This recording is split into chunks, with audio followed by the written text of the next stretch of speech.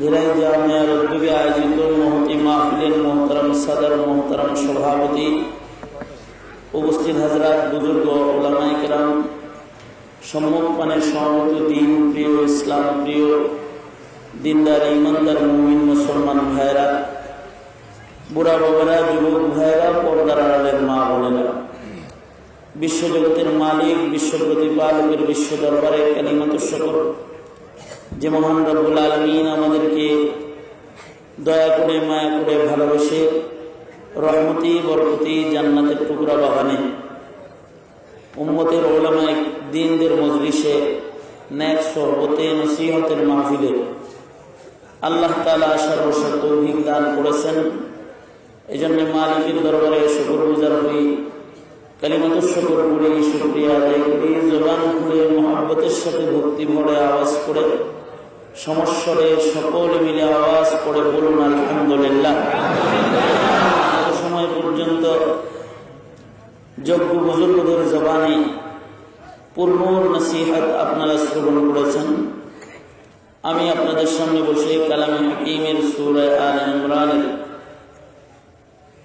139 নম্বর আয়াত তেলাওয়াত করেছি, পাশাপাশি দুটি হাদিস আপনাদের সামনে পেশ করেছি।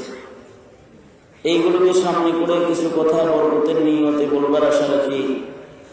আল্লাহ তাআলা কিছু উপকারী কথা আলোচনা করার তৌফিক দান করেন, আমিন।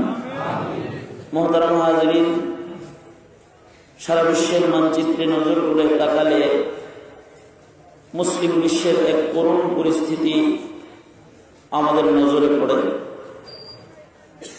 পৃথিবীর মানচিত্রে এমন এক টুকরা জমিন নাই যেই জমিনে মুসলমানরা মাথা উঁচু করে দাঁড়িয়ে আছে। সর্বত্রই যেন মুসলমানরা গোলামীর জিঞ্জিরে আবদ্ধ। কোথাও মুসলমানের জীবন্ত মুমিনদেরকে পুড়ে লাশ বানানো হচ্ছে, কোথাও নারী শিশুকে গুলি করে করে প্রকাশ্যে দিবালোকে রাজপথে হত্যা করা হচ্ছে, কোথাও মুসলমানদের ইসলাম ও মুসলমানিত্বের উপরে চলতে বাধা দেওয়া হচ্ছে। এভাবেই পৃথিবীর মানচিত্রে নজর করলে মুসলমানদের এক দুর্বিষহ হালাত আমাদের নজরে পড়ে। অথচ গোটা মুসলিম বিশ্বে সংখ্যাগরিষ্ঠতার দিক দিয়ে মুসলমান সর্বোচ্চ। 150 কোটি মুসলমান পৃথিবীর জমিনে বসবাস করে, কিন্তু মুসলমানদের মাথা উঁচু করে দাঁড়াইবার মতো এক টুকরা জমিন যেন পৃথিবীর মাটিতে এখন নাই। হাত্তাকে দ্বিতীয় বৃহত্তর দেশ বাংলাদেশ, মুসলিম দেশ বাংলাদেশেও ইসলামের কথা বলা এটা যেন অপরাধ হয়ে গেছে, ইমানের কথা বলা অপরাধ হয়ে গেছে। মুসলমানদের মাথা উঁচু করে চলাফেরা যেন বন্ধ হয়ে যাচ্ছে। পক্ষান্তরে নাস্তিক মুরতাদ বেঈমানদের রাজত্ব কায়েম হতেছে। এই যে এক দুর্বিষহ হালত, এই হালত মুসলমানদের কেন আসলো? অথচ মুসলমানরা তো এমন ছিল না। মুসলমানরা ছিল এমন সংখ্যাগরিষ্ঠ মুসলমান, সংখ্যালঘু। সংখ্যাগরিষ্ঠ মুসলমানের এখন যেন কোনো কিয়াদত নাই, সরদারি নেই। অথচ আল্লাহ তাআলা সংখ্যালঘু মুসলমানদেরকেও সরদারি দিয়েছে। যারা অস্ত্রে দুর্বল ছিল, সংখ্যায় দুর্বল ছিল, তাদের আর্থিক দুর্বলতা ছিল, কিন্তু আল্লাহ তাআলা তাদের সরদারি দিয়েছিলেন। তারা জমিনের যেখান দিয়ে হেঁটে গেছে, মুসলমানদের পায়ের পাড়া যেই মাটিতে পড়েছে সেখানে কালেমার পতাকা উড়েছে।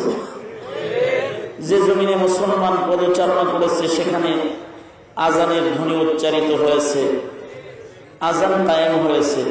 আর এখন মুসলমানের দেশে আজান বন্ধের পায় তারা চলছে। ঠিক আওয়াজ করে জোরে আরো জোরে বলেন, ঠিক না বেঠিক? মুসলমানের দেশ থেকে কোরআনের আওয়াজ, আজানের আওয়াজ বন্ধ করে দেবার জন্য চক্রান্তের জাল একের পর এক বাস্তবায়ন করা হচ্ছে। এই যে আমাদের হালাত, আমাদের দুর্বলতা কোথায়? আল্লাহ তাআলা আমাদেরকে যে শর্তে সামনে বাড়তে বলেছিলেন সেই শর্তের ভেতরে অবশ্যই কমজোরি এসেছে। মুমিনরা সামনে বাড়বে, তাদের অস্ত্রের শক্তি লাগবে না, সংখ্যার শক্তি লাগবে না। বিজয় দিবেন মুসলমানদেরকে স্বয়ং আল্লাহ। বিজয় দিবেন কে? জোরে আওয়াজ করে বলেন, আরো জোরে আওয়াজ করে বলেন, বিজয় দিবেন কে? আল্লাহ বিজয় দান করবেন। শর্ত হলো দৌলতে ঈমান পূর্ণাঙ্গ সিনায় নিয়ে সামনে বাড়তে হবে, এটা হলো শর্ত। আল্লাহ তাআলা বলেন, ওয়ালা তাহিনু ওয়ালা তাহজানু ওয়া আনতুমুল আ'লাউনা ইন কুনতুম মুমিনিন। বদরের সেই সংখ্যালঘু মুসলমান যারা ছিল সংখ্যায় 313, যাদের হাতে অস্ত্র ছিল না, ঘোড়া ছিল না, উট ছিল না, অপরদিকে তারা বদরের ময়দানে সুসজ্জিত হাজার বাহিনীর সামনে গিয়ে যুদ্ধের জন্য হাজির হয়ে গিয়েছিল। মুসলমানদের সংখ্যা ছিল না জানি আজ এই মুসলমানদের ইতিহাস ইতি ঘটবে। যারা বদরে হাজির হয়েছে সকলেই হয়তো শাহাদাতের পেয়ালা পান করে আজকেই হয়তো এখানে সকলের কবর রচনা হবে। কিন্তু আল্লাহ তাআলা মুমিনদেরকে ডেকে বললেন, হে মুমিনেরা, তোমরা হতাশ হবে না, তোমরা পেরেশান হবে না, ভয় পাবে না, চিন্তা করবে না। দৌলতে ঈমান সিনা নিয়ে তোমরা সামনে বাড়ো। তোমাদের অস্ত্রের শক্তি লাগবে না, সংখ্যার শক্তি লাগবে না, ইমানের শক্তিতে বলিয়ান হয়ে তোমরা সামনে বাড়বে। বিজয় দেনেওয়ালা জাত আমি আল্লাহ। তোমাদেরকে সফলতার মালা তোমাদের গলায় আমি আল্লাহ পড়াইয়া দিব। আল্লাহ তাআলা ওয়াদা করেছেন এবং আল্লাহ তাআলা এই ওয়াদাকে বাস্তবায়ন করেছেন। মুসলমানদের বিজয় হয়েছে। সেই যে মুসলমানদের বিজয় ধারা শুরু হয়েছিল, এ ধারা শুধু বদরে সীমাবদ্ধ রয় নাই। উহুদ, খন্দক, খায়বার হয়ে ফতেহ মক্কায় গিয়ে পৌঁছেছে। যে মক্কার থেকে সরওয়ারে দো আলম নবীকে রাতের আধারে পালায়া যেতে হয়েছিল আল্লাহর হুকুমে হিজরত করে, সেই মক্কায় বাইতুল্লাহর ছাদের উপরে দাঁড়িয়ে কালা হাবশি বেলালের আজানের ধ্বনি উচ্চারিত হয়েছে। আল্লাহু আকবার, জোরে বলেন আল্লাহু আকবার। বিজয়ের মাধ্যমে শেষ হয় নাই। পারস্য ও রোম সকল পরাশক্তির শোচনীয় পরাজয় হয়েছে। গোটা পৃথিবীতে মুসলমানদের কিয়াদত আর হুকুমত প্রতিষ্ঠিত হয়েছে। বিশ্ব যেন মুসলমানদের আঙুলের ইশারায় থর থর থর থর করে কেঁপেছে। ঠিক না বেঠিক? জোরে আওয়াজ করে।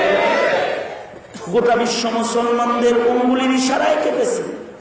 এ বিজয়ের ধারা এমনই ছিল, মদদ এমনই এসেছিল, নিরস্ত্র গিয়েছে, ফিরিস্তারা অস্ত্রে সজ্জিত হয়ে যুদ্ধ করেছে, পানির উপরে ঘোড়ার লাগাম টেনেছে, পানিকে আল্লাহ তাআলা রাস্তা করে দিয়েছে। নদীর ভেতরে জায়নামাজ বিছাইছে, জায়নামাজকে আল্লাহ তাআলা কিস্তি বানিয়ে দিয়েছে। আল্লাহু আকবার, জোরে করে আল্লাহু আকবার। আরো জোরে আওয়াজ করে বলুন আল্লাহু আকবার। এই যে বিজয়ের ধারা ছিল, সে ধারা আজই বন্ধ। কারণ কি? কারণ ওই শর্তে আমরা দুর্বল হয়ে গেছি। সেই মুসলমানগুলোর যে ঈমান ছিল, আমাদের ঈমানদারি সেই স্তরে রয়ে নেই। ঈমানি তানাজ্জুবি আমাদেরকে পরাজয়ের চূড়ান্ত শিখরে এনে পৌঁছে দিয়েছে। পরাজয়ের চূড়ান্ত ধাপে আমরা আছি, যে আমাদের মাথা উঁচু করে দাঁড়াইবার মতো কোনো সুযোগ নেই। তবে যদি আবার সেই ঈমান বুকে আনা যায়, মুমিনের ঈমানি শক্তিটা শুধুই মাত্র তার দুনিয়ার সফলতার ধন নয়, ঈমানি ধনের বদলায় মুমিনকে দুনিয়ার সফলতা তো দিবেনই। ঈমানি ধনী কয় বড় ধন, যার দ্বারায় মুমিন কবরের সফলতা পাবে। দুনিয়ায় সফলতা শুধু নয়, অন্ধকার কবরের ভিতরে ঈমানের বরকতে সে আলো পাবে। শুধু বরজখের ওই কবরের জগতের সফলতাই নয়, দৌলতে ঈমানের মাধ্যমে সে বিচার দিবসে মালিকের কাছ থেকে নিরাপদে মুক্তি নিয়ে পুরুষরাতের দুর্গম গিরি পার হয়ে আল্লাহর জান্নাত পর্যন্ত পৌঁছবে। দিদারে ইলাহিতে মুমিন ধন্য হবে। দৌলতে ঈমান ওই ধন যা দুনিয়া কবর হাসর সকল জায়গায় সফলতার সাথে বান্দাকে পার করে মালিকের দিদারের উপযুক্ত করে মালিকের কাছে তাকে চিরদিনের জন্য পৌঁছাবে। সুবহানাল্লাহ জোরে বলেন, আওয়াজ করে জোরে বলেন সুবহানাল্লাহ জোরে বলেন। দোনো হাত উপরে তোলেন, সোজা করেন।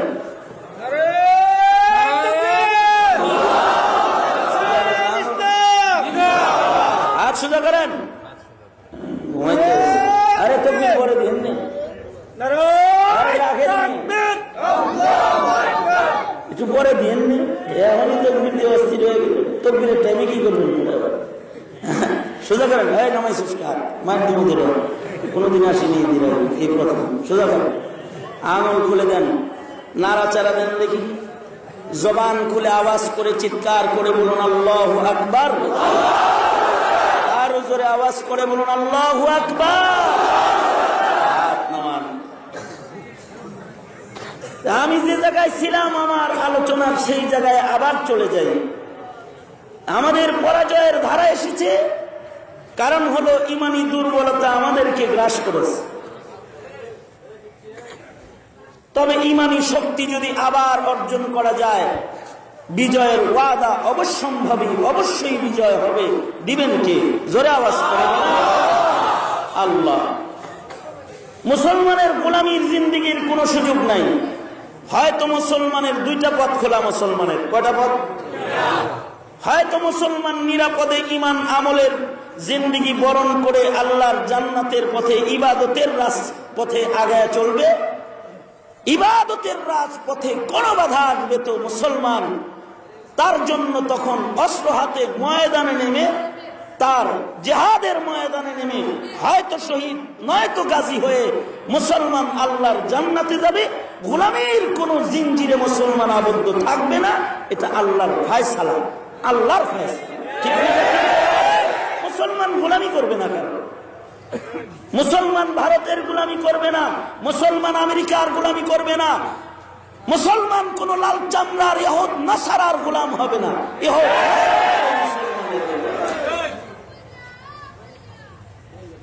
আল্লাহর রাসূল বলেন ইমানের সাথে তো আগায় যাবা, কিন্তু এমন পরিবেশ আসতে পারে যে ইমানের সাথে বেঁচে থাকা মুশকিল হবে। অর্থাৎ তোমার নামাজে বাধা আসবে, তোমার দাড়িতে বাধা আসবে, তোমার টুপিতে বাধা আসবে, তোমার বুরকায় বাধা আসবে, তোমার হালাল রুজিতে বাধা আসবে।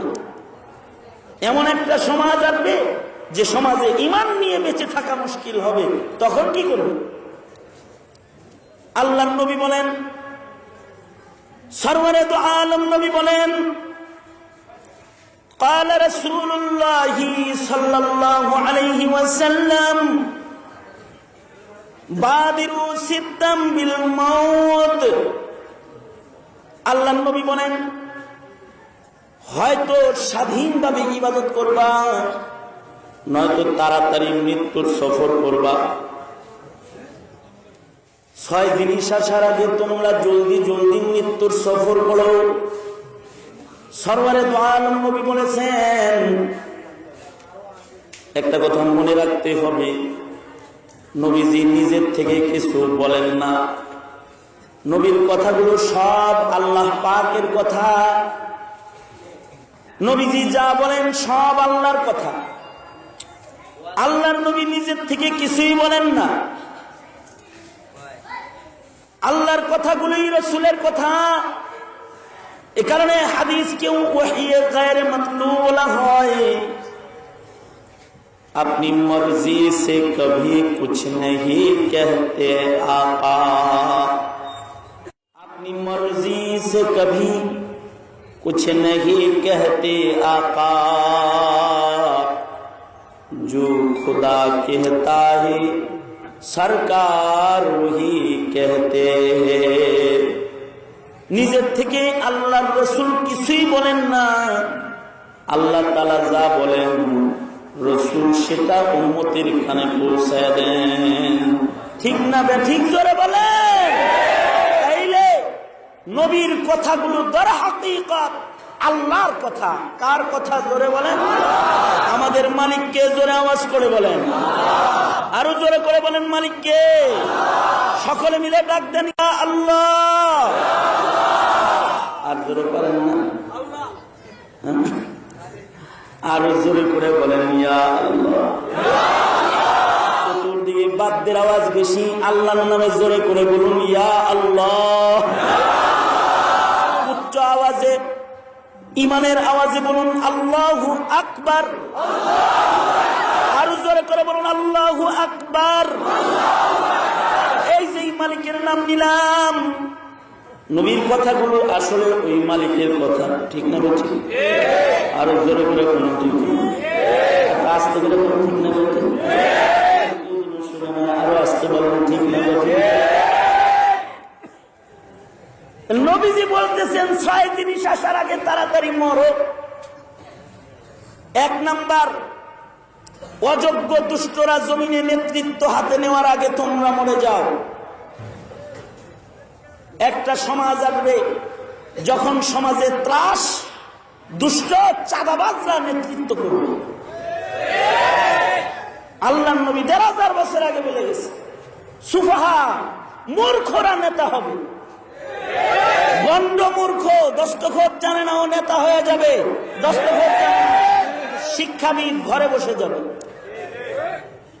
আল্লাহর নবী বলেন দুষ্ট মূর্খরা নেতা হওয়ার আগে তাড়াতাড়ি করে মরে যাও। কারণ কি?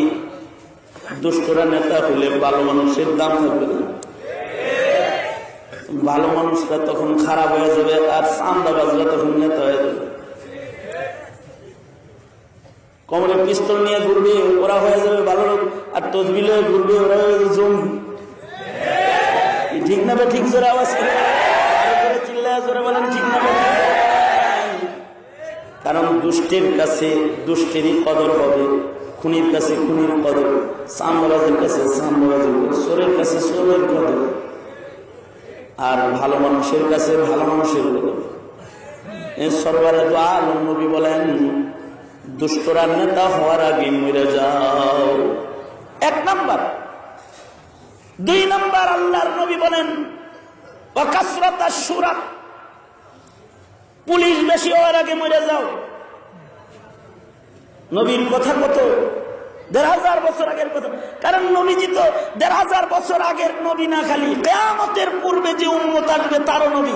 তাই বলে গেছে পুলিশ বেশি হওয়ার আগে মরে যাও। শুরতা কাসরাত আশ-শুরা, পুলিশ বেশি হওয়ার আগে মরে যাও।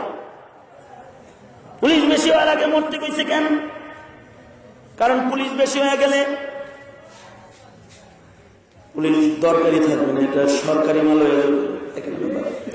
এটা সরকারি, পুলিশের বেতন কি সরকার দেয় না জনগণ দেয়? ডরান নাকি? থানাতে নিয়ে আসে। পুলিশের বেতন কি সরকার দেয় না জনগণ দেয়? কার টাকা দিয়ে বেতন চলে? জোরে বলেন, জোরে বলেন, কার টাকা? জনগণের টাকা। পুলিশটা জনগণের, কিন্তু পুলিশ বেশি হয়ে গেলে সরকারি। কিছু মানুষের জিজ্ঞাসি, আচ্ছা এরকম মাসুম মাসুম বাচ্চারা গুলি করলেন আমরা যে করেন কারণ কি? উপরের নির্দেশ। এটাই জবাব, উপরের নির্দেশ। উপরের নির্দেশে গুলি করল, তার মানে কি পুলিশ সরকারি হয়ে গেল না? কি কথা বল না? সরকারি হয়ে গেল কেন? উপরের নির্দেশে গুলি হবে। জনগণের সম্পত্তি তো সরকারি কাজে ব্যবহার হবে না। জনগণের জানমালের নিরাপত্তা বিধানের জন্য যে বাহিনী গঠিত, তারা জনগণের জান আর মালের নিরাপত্তার নিরাপত্তাহীনতার কারণ হয়ে যাবে, নিরাপত্তাহীনতার কারণ হয়ে যাবে। আল্লাহর নবী বলেন বেশি পুলিশ হওয়ার আগে মরে যাও। কারণ তখন যাদেরকে গঠন করা হয়েছে অপরাধী ধরার জন্য, তারা অপরাধীর পাহারা দিবে। যাদের গঠন করা হবে অপরাধী পাকড়াও করতে, তারা অপরাধীর শেল্টার, ডাকাতের শেল্টার, ডাকাতের শেল্টার, ডাকাতের শেল্টার পুলিশ। পুলিশরা নিরাপদে বয়ে থাকে, ডাকাতি হয়ে গেলে যায়, হুজুর কি হয়েছে, আগে বয়ে গেছিলেন কি হয়েছে না, আমার গাড়ি লয়ে গেছে, আমার নতুন গাড়িটা কিনছি, ছিনতাই গাড়িতে লয়ে গেছে। কতক্ষণ পর পুলিশ এসে হুজুর কি হয়েছে, কি হয়েছে আমার জানেন না কি। যারা অপরাধী ধরবে তারা অপরাধী লালক হবে, যারা অপরাধ দমন করবে তারা অপরাধ প্রজনন করবে, প্রজনন কেন্দ্র হবে, তারা অপরাধের প্রজনন কেন্দ্র হবে। বলেন ঠিক না বা ঠিক করে বলেন। আল্লাহ নবী বলে গেছে ১,৫০০ বছর আগে। আল্লাহর রাসূল বলেন পুলিশ বেশি হওয়ার আগে মরে যাও। ৩ নাম্বার, বিচার বিক্রির আমল আসার আগে মরে যাও। ওবাই আল হুকম, আল্লাহর নবী বলেন এমন একটা সমাজ আসবে বাজারের পণ্যের মতন বিচার বিক্রি হবে, ইনসাফ থাকবে না, আদালতে টাকায় বিচার হবে। আমিও আপনাদের মতো গ্রামের মানুষ, ঢাকা শহরে বাড়িঘর নেই, গ্রামে থাকি। গ্রামের বিচারের হালত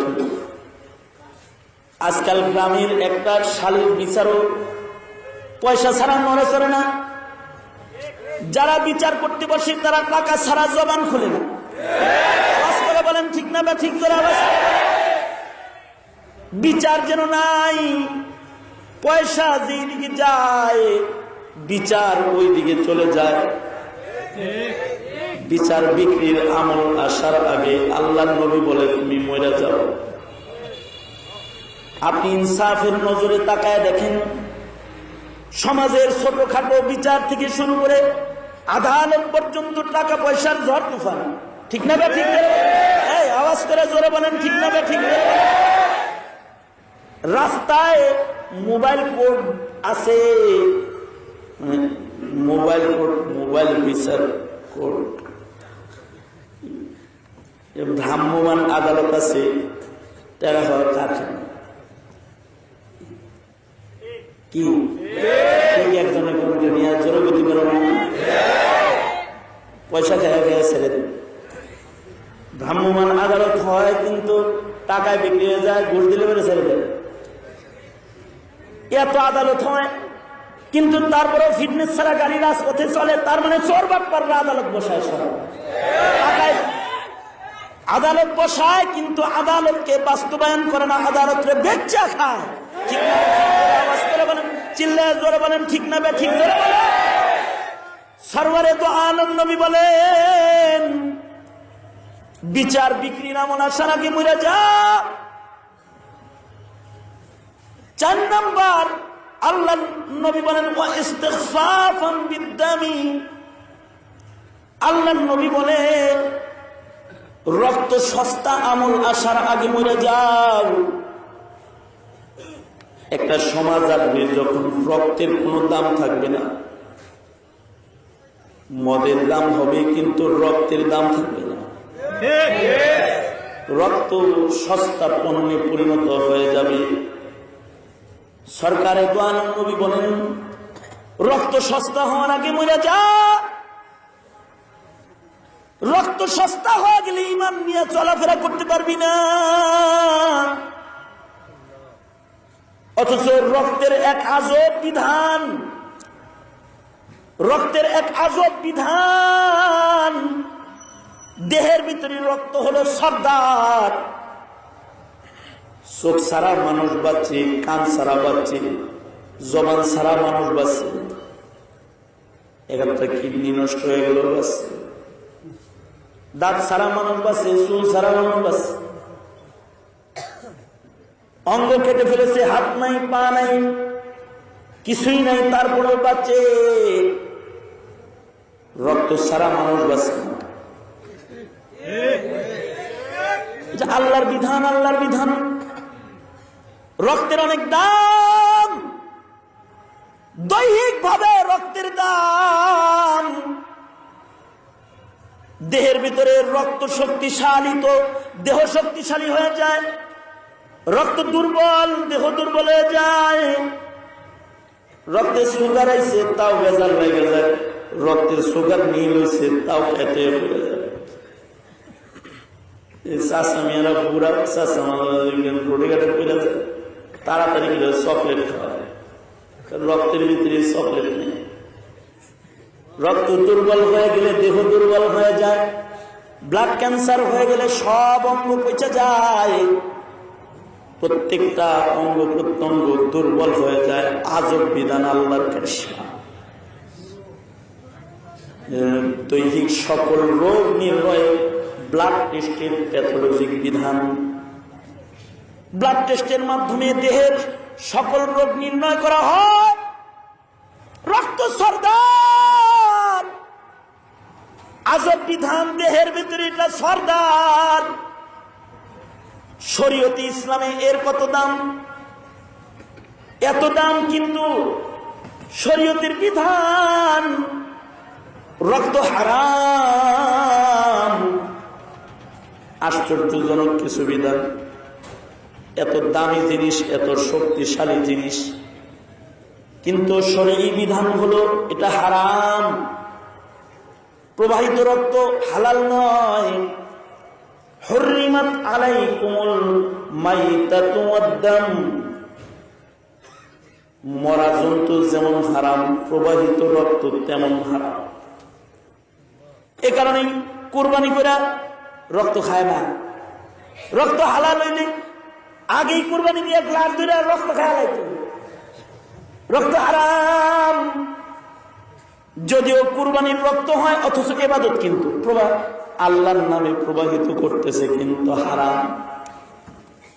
এমন হারামের এমন হারাম, শরীরের কোন জায়গা দিয়ে এক ফোঁটা রক্ত যদি বের হয়ে যায়, তাহারাত নষ্ট হয়ে যায়। এই বাচ্চাদেরকে আমাদের মাদ্রাসায় পড়ায়, শরীরের কোন জায়গা হইতে রক্ত পুঁজ পানি বাহির হয়ে গড়ায় পড়া। মাদ্রাসায় পড়ায় শরীরের কোন জায়গা হইতে, তারপরে কি কয়, রক্ত পুঁজ পানি বাহির হইয়া গড়ায় পড়া। রক্ত এক ফুটা বাইরে গড়ায় পড়লে ওযু শেষ। এমন না পাকেন না পাক, কিন্তু এটার অনেক দাম। এত দামের দাম, দুইটা ফুটা দিয়ে জান্নাত কিনা যায়। চোখের পানির ফোঁটার, গায়ের রক্তের, গায়ের রক্তটা যদি কেউ আল্লাহ তাআলার জন্য ব্যয় করে আলায়, গায়ের রক্ত যদি কোরআনের জন্য বের হয়ে যায়, এমনি গায়ে রক্ত লেগে গেলে কাপড় পরে নামাজ হয় না। আল্লাহর জন্য রক্ত বের হয়ে যদি কাপড়ে লেগে যায়, তাহলে আল্লাহর নবী বলে এ রক্ত ধুইতে পারবি না। যেমনি লাগছে তেমনি কবরে নামায় দে। ময়দানে মাহশারে এই রক্তগুলো বুকে লইয়াও দাঁড়ায় যাবে। সরওয়ারে দো আলম নবী বলেন, এই তাজা খুনগুলো ময়দানে মাহশারেও গড়ায়া গড়ায়া পড়বে। রক্ত আল্লাহরে দিলে রক্ত এত দামি হয়ে যায়, এর কাতেরা কাতেরা রক্ত পাক, ফুটা ফুটা রক্ত পবিত্র হয়ে যায়। এই রক্তগুলার থেকে ময়দানে মাহশারে মিশকে আম্বরের গ্রাম ছড়াবে। হাদিস আছে। আস্তে করে আর মর্দে মুজাহিদের আওয়াজে জোরে করে চিৎকার করে বলুন আল্লাহু আকবার। আর জোরে আওয়াজ করে চিল্লায় জোরে বলেন আল্লাহু আকবার। গায়ের রক্ত আল্লাহরে দিলে পাক হয়ে যায়। এ কারণে রক্ত আল্লাহরে দিয়া যদি কেউ মরে যায় তাইলে ও আর মরে না, ও জিন্দা রয়ে যায়।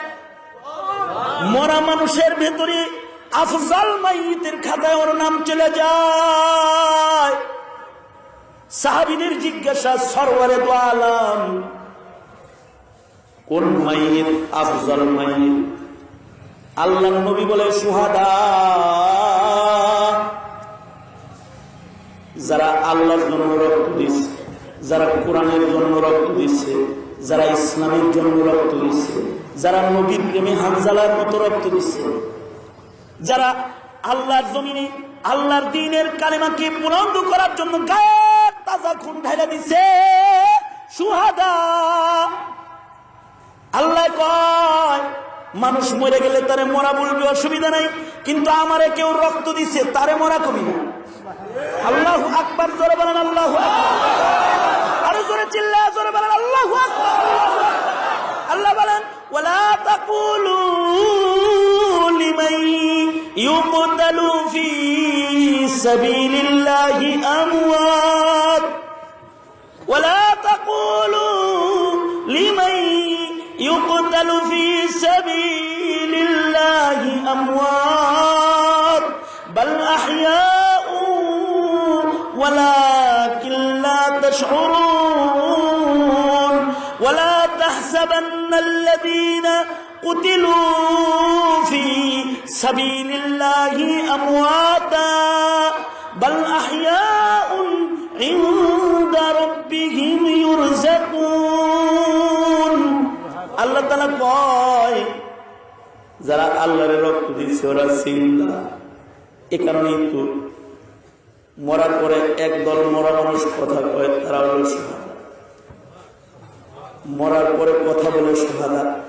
আবেদ মরার পরে কথা কয় না, হাজি মরার পরে কথা কয় না, নামাজি মরার পরে কথা কয় না, কিন্তু শুহাদা মরার পরে কথা, শহীদ মরে যাওয়ার পরেও কথা কয়। শহীদ মরার পরে তার জবান খুলে, শুধু জবান খুলে, শহীদ মরার পরেও যুদ্ধ করে। যেমন ইসমাইল শহীদ, ঠাকুরমার ঝুরির গল্প না বেটা, ইসমাইল শহীদ গদ্দান মাটিতে পড়ে রয়েছে, মাথা সারা যুদ্ধ করতেছে। আল্লাহু আকবার, জোরে বলেন আল্লাহু আকবার। মাথা সারা যুদ্ধ করতেছে, মরার পরেও কথা কয়। আব্দুল্লাহ ইবনে জুবাইর, আব্দুল্লাহ ইবনে জুবাইর মরার পরে হাজ্জাজ বিন ইউসুফ এসে হাতটা ধরে করে, তুমি কে মানল? আব্দুল্লাহ ইবনে জুবাইর হাজ্জাজের হাত ধরে কয়, তোমার হুকুমে ওকে মারছে, জানো না? তোমার হুকুমে অমুকে মারছে, জানো না তুমি?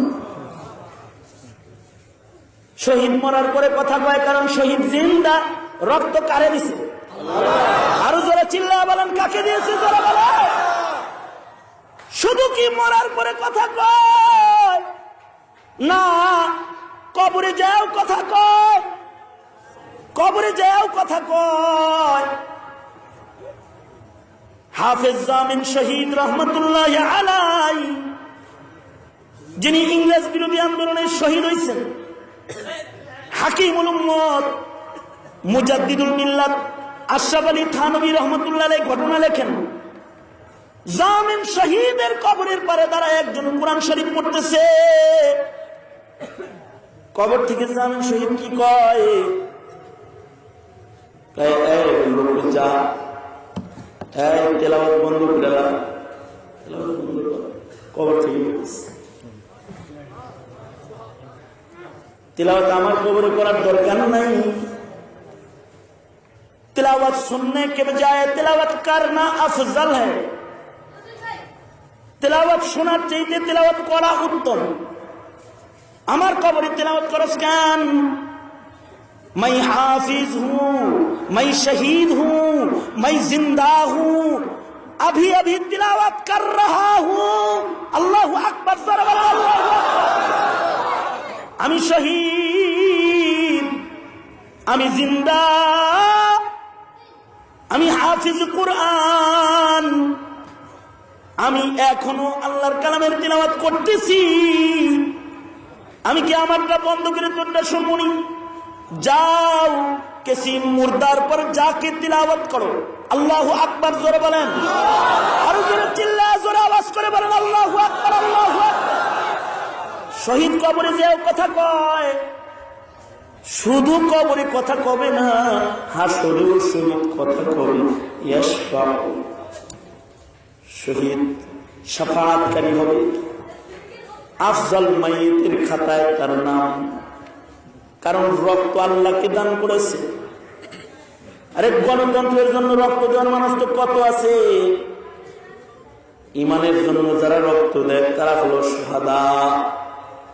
চান্দাবাজির জন্য রক্ত দেয়, জানে টেন্ডারবাজি করতে যায় রক্ত, জানে মরতে পারি তাও যায়, মরে আত্মহত্যা। কি এটা? জোরে বলেন, জোরে বলেন, কি জোরে বলেন? আত্মহত্যা। কিন্তু ইমানের জন্য যদি মরে তাহলে ওটা হলো শুহাদা। এ কারণে শহীদের দাম বেশি। এই কারণেই মৌলবীরা শহীদ হয়। মৌলবীরা কাউরে মারে না। মৌলবী স্বাধীনতার পর থেকে একটা একটা করে পাতা উল্টাও, মৌলবী কাউকে মারে নাই, মৌলবী মরেছে। একটা ইতিহাস ভাই করতে পারবো না মৌলবী কাউরে মারছে। মৌলবী মরে কারণ জানি আল্লাহর জন্য মরলে জান্নাত।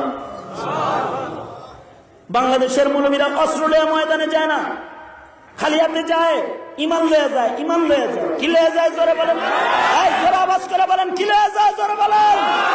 ইমান লয়ে যায়। এ কারণে মৌলবীরা কাউরে কখনো মারে না।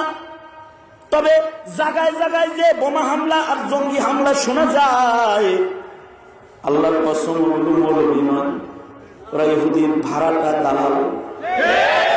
চিল্লায় জোরে আওয়াজ করে, চিল্লায় জোরে বলেন, চিল্লায় জোরে আওয়াজ করে বলেন। মাদ্রাসার ছেলেরা আলেম ওলামারা জঙ্গি না, কারণ তারা মরে, মারে না।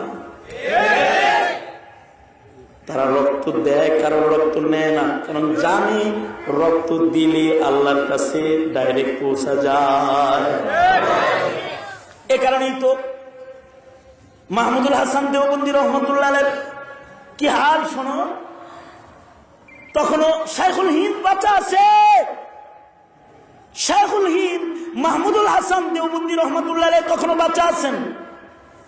দারুল উলুম মাদ্রাসায় একটা হাফিজ কোরআন ছেলে মারা গেল। হাফিজ মাসুদ, হাফিজ সাহেব ছেলে মারা গেছে, ফয়সালা হইল মাকবরায় কাসিমতে দাফন করে দাও। কই কবর দিবে যায়, দেখে কাসিম নানতুবির কবরের পাশে জায়গা খালি আছে। কেউ পায় হাফেজ ছাত্র, ওরে কাসিম নানতুবির কবরের পাশেই শোয়া দাও। আবার কেউ পায় না, কাসিম নানতুবির কবরের পাশে মাহমুদুল হাসান দেওবন্দি ছাড়া আর কাউরে মানায় না। নবীর পাশে যেমন আবু বকরের রওজায় খুব মানায়, কাসিম নানতুবির পাশে মাহমুদুল হাসান দেওবন্দিরে মানায়, কারণ এক উস্তাদ এক ছাত্র। আল্লাহু আকবার জোরে বলেন আল্লাহু আকবার। কবরটা ওখানে মানায়। তাহলে জায়গাটা ঘেরাও করে দাও, এখানে আর কাউরে কবর দিবে না। শাইখুল হিন্দ মারা গেলে শাইখুল হিন্দের কবর দিও। সবাই যায় শাইখুল হিন্দের কাছে যায়, বলে শাইখুল হিন্দ, আমাদের সবার কামনা হলো কাসিম নানতুবি হুজ্জাতুল ইসলাম, কাসিম নানতুবির কবরের পাশে আপনার কবর আমরা দিব। এজন্য ওই জায়গায় কারোর কবর খুঁজতেছি না। শাইখুল হিন্দ বাচ্চার মতো কান্না শুরু করছে। সবাই বলে, হযরত আপনি কি দুঃখ পাইছেন, কান্দেন কেন? শাইখুল হিন্দ বলে, না দুঃখে কান্দি না, ভিন্ন কারণে কান্দি। তোমরা তো তোমাদের আশা ব্যক্ত করেছো, আমারও তো একটা তামান্না। সবাই মনে মনে ভাবছে হয়তো শাইখুল হিন্দ মদিনার মাটিতে শুইতে চায়, কারণ আল্লাহর ওলিরা মদিনায় মরতে চায়। সাধারণ মানুষ ঘরে মরতে চায়, মুমিন কিন্তু মদিনায় মরতে চায়। এ কারণেই তো বাংলার মুরব্বীরা মদিনায় মরার লেগে কত কাঁদছে। হুসাইন আহমদ মাদানী রহমতুল্লাহি আলাইহি মদিনায় মৃত্যুর দোয়া করে করে রওজার পরে কান্দা অজ্ঞান হয়ে গেছে। আরে শাইখুল হাদিস জাকারিয়া রহমতুল্লাহি আলাইহি তিনি তো মদিনায় মরার জন্য হিজরত করে মুহাজির মদনী হয়েছে। শাইখুল হাদিস আল্লামা আজিজুল হক রহমতুল্লাহি আলাইহি শেষ রাত্রিতে নিজের কানে বহুবার শাইখুল হাদিসকে ওই কবিতা পড়ে পড়ে কাঁদতে শুনছে। রজায়া বিরব্বি আন আমুতা বিতাইবাতি, আল্লাহ গো আমার কিন্তু মদিনার মাটিতে মরতে মনে চায়। ইউসুফ নিজামী রহমতুল্লাহের খেদমতে রয়েছি, যিনি মাহমুদুল হাসান গঙ্গুহি রহমতুল্লাহের খলিফা ছিলেন। রাতের বেলায় কাঁদতেন, হাউমাউ করে কাঁদতেন আর দোয়া করতেন, বকিয়ে বকিয়ে মুকদ্দস पे हो मेरी मरकद, हमेशा रहूं मैं किनारे मदीना, हमेशा रहूं मैं किनारे मदीना, रहे मेरे मस्कन हवाली ये काबा, बने मेरे मदफन दियारे मदीना। गलबे ईमान মদিনার মৃত্যুর তামান্না জবানে বের করে সবাই মনে করেছে শাইখুল হিন্দ বুঝি মদিনায় মরতে মনে চায়। বলে হযরত আপনার বুঝি মদিনায় মরতে চায়, মরতে মন চায় মদিনায়? শাইখুল হিন্দ তখন কান্দে আর কয়, না না না, এর লেগে কান্দি না, আমার মন চায় আমার মৃত্যুটা যেন জালেমের তরবারির নিচে ক্ষত বিক্ষত একটা মৃত্যু যেন আমার হয়, এমন একটা শহীদি মরণ যেন আমার হয় যে জালেমরা আমার মাথা কেটে নিয়ে টুকরা টুকরা করে মাটিতে মিশায় দিছে, হাতগুলা কাইটা টুকরা টুকরা করে ফেলেছে, পাগুলাকে কেটে টুকরা টুকরা করে ফেলছে। আমার দাফন করার জন্য আমার গায়ের কোনো গোশত খুঁজে কেউ পায় না। ময়দানে মাশারে ইসরাফিল বাঁশি বাজালে মাইতরা যার যার কবর থেকে উঠে উঠে দাঁড়াবে, আর আমার গোশতগুলা দৌড়ায় দৌড়ায় এক জায়গায়। এই দৃশ্য আসমানের মালিক মাওলায় আরশে আজিম থেকে তাকায় তাকায় দেখবে। রব্বে কারিমের জিজ্ঞাসা হবে, কার গোশতগুলা অমন করে দৌড়ায় দৌড়ায় আসতেছে রে?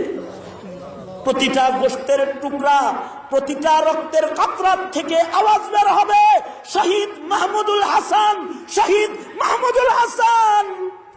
এমন একটা মৃত্যু যদি আমার হইতো, তাইলে না আমার মনের আশা পুরা হইতো। হায় রে, কেন এমন মরণ কামনা করেছে জানো? কারণ মুসলমানের গায়ের রক্তের অনেক দাম। এই রক্তগুলো যদি কেউ আল্লাহরে দেয়, আল্লাহর কাছে সে দামি মাইয়িত হয়ে যায়। আল্লাহর নবী বলেন, এমন একটা সমাজ আসবে যখন রক্ত সস্তা হয়ে যাবে, গুলি করে করে পাখির মতো মানুষ মারার আমল চলে আসবে। ওই আমল আসার আগে মরে যাও।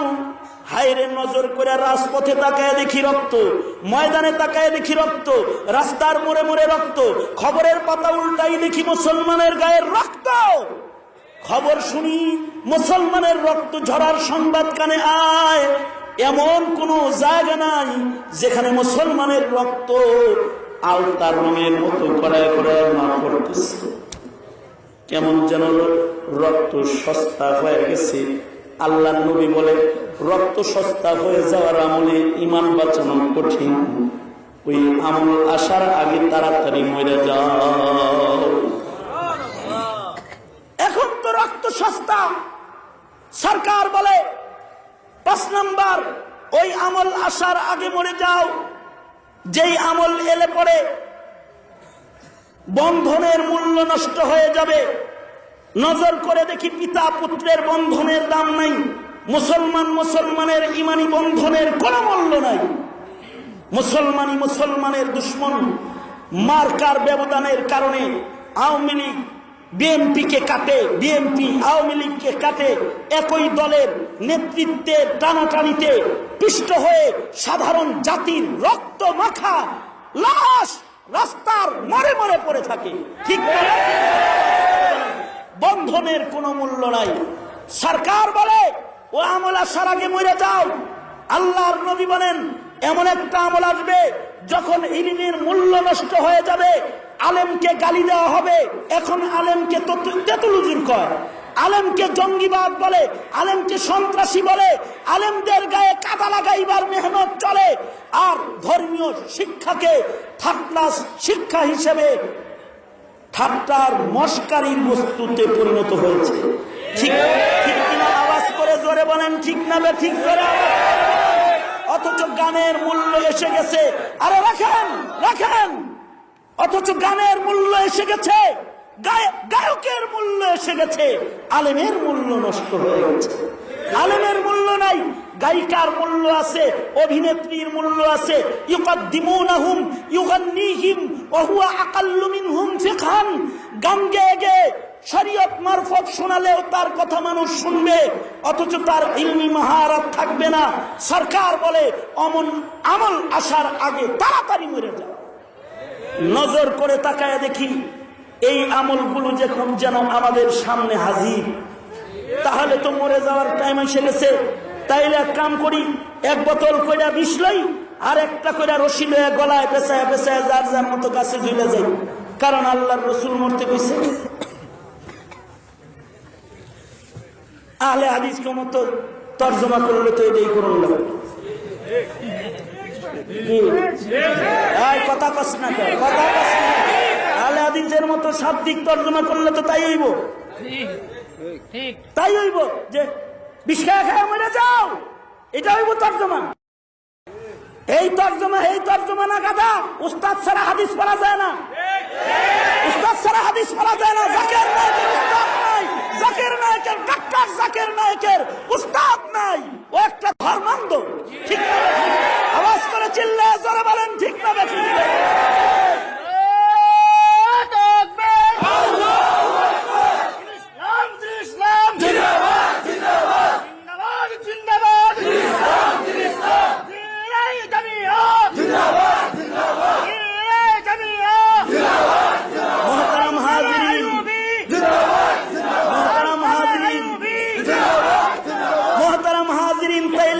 দেখি মরার টাইম এসে গেছে। তর্জমা তো এটা হইব না। তর্জমা হলো এই আমল ঠেকাতে এবাদতের মূল্য বেশি না, তখন গায়ের রক্ত দিয়ে হলেও এ আমল ঠেকানোর মূল্য বেশি। আওয়াজ করে জোরে বলেন ঠিক না? ঠিক জোরে আওয়াজ। এ আমল আসার কারণেই তো মসজিদ মাদ্রাসায় তালা লেগে যাচ্ছে, মাহফিলগুলো বন্ধ হয়ে যাচ্ছে, আলেমদের জবানে তালা ঝুলে যাচ্ছে। এ আমল আসার কারণেই তো নাস্তিকরা ব্যাঙের ছাতার মতো গজাচ্ছে, আর মাদ্রাসা থেকে ব্যাঙের ছাতা বলে গালি দেওয়া হচ্ছে। এ আমল ঠেকাতে যদি আহ্বান রাহবরে বরহাকদের পক্ষ থেকে এসে যায়, গায়ের তাজা রক্ত দিয়ে সেদিন মৃত্যুর জন্য তৈরি থাকবে তো ইনশাআল্লাহ।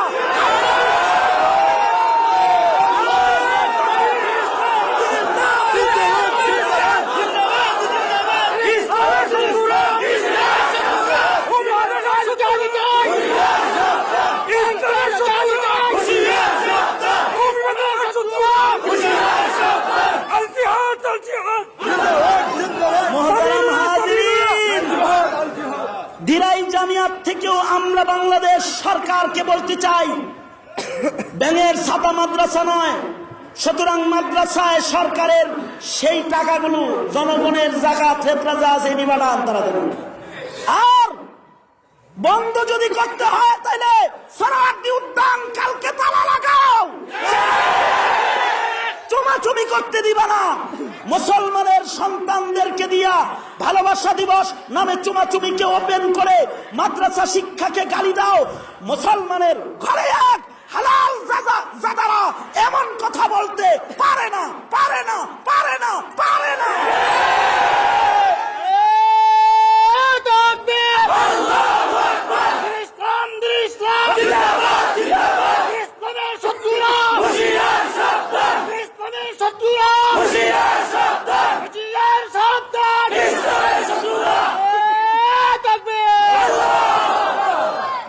কণ্টকাকীর্ণ পথে চলতে তোমাদের সম্বল কি হবে? অস্ত্র? কথা কও না কেন? অস্ত্র কিনবা না? মুসলমানের অস্ত্র লাগে না? মুসলমানের বড় অস্ত্র হলো ঈমান। আওয়াজ করে জোরে বলুন, ঠিক না ঠিক না? আল্লাহ তাআলা ওইটাই বলেন, ওয়ালা তাহিনু ওয়ালা তাহজানু ওয়া আনতুমুল আ'লাউনা ইন কুনতুম মুমিনিন। নিরাশা নাই, হতাশা নাই, ভয় নাই, ভীতি নাই, ঈমান নিয়ে বীর গর্বের সামনে আগায় যাও। বিজয় দিবেন কে? আরো জোরে আওয়াজ করে জোরে বলেন, বিজয় দিবেন কে? শর্ত হলো ঈমানটা মুখের ঈমান নয়, ঈমানটা বুকে ঢোকাইতে হবে। ঈমানটা হতে হবে বুকের ভিতরে। মুখে মুখে ঈমানদারি, মুখের ঈমান নিয়ে বিজয় পাওয়া যায় না।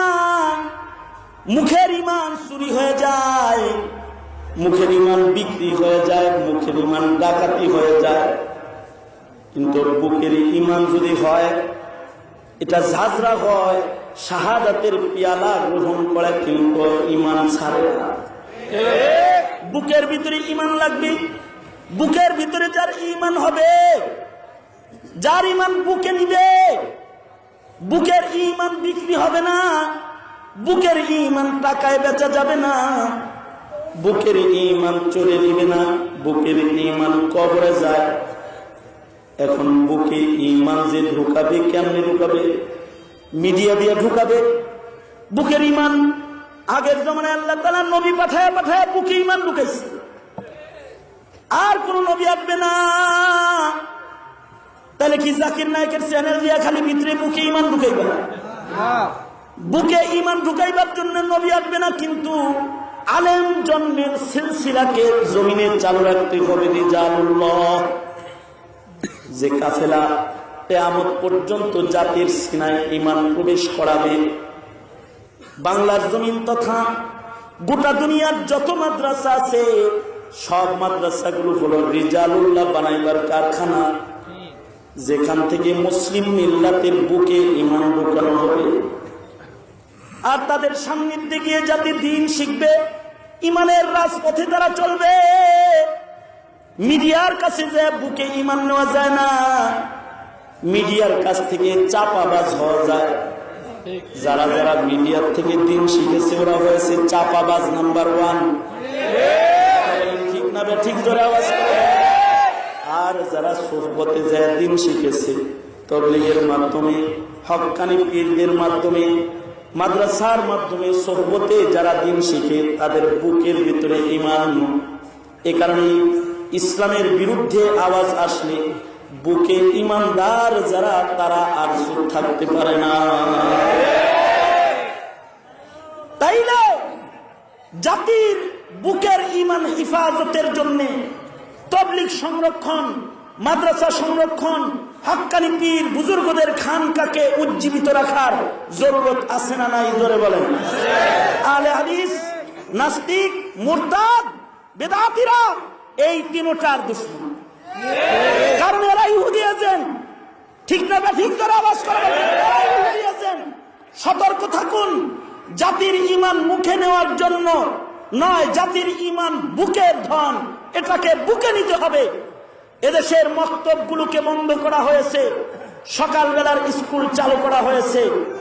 জাতির সিনায় যেন ঈমান না ঢুকে, কোরআনের কাছে যেতে, হাদিসের কাছে যেতে, আলেম উলামার কথা শুনতে জাতিকে বাধা দেওয়া হচ্ছে, যেন ঈমান বুকে না যায়।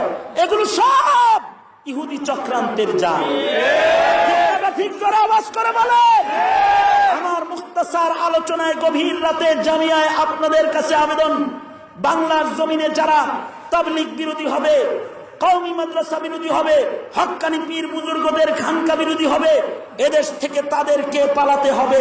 এদেশ থেকে ইসলাম যাবে না, মুসলমান যাবে না, আলেমরা যাবে না, তাবলীগ যাবে না, হক্কানি পীরেরা যাবে না। ইহুদির দালালরা ভারত চলে যাও, আমেরিকা চলে যাও, এটা ওলি বুজুর্গের দেশ, এটা তোমাদের জায়গা না, এটা তোমাদের জায়গা না।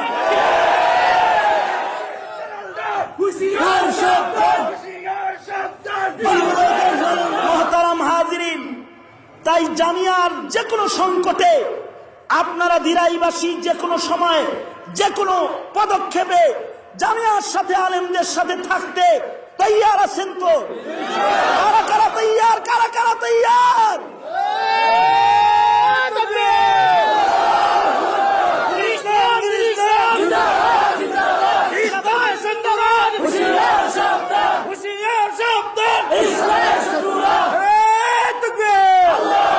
আল্লাহ কবুল করুক, আমিন। এই তামান্না।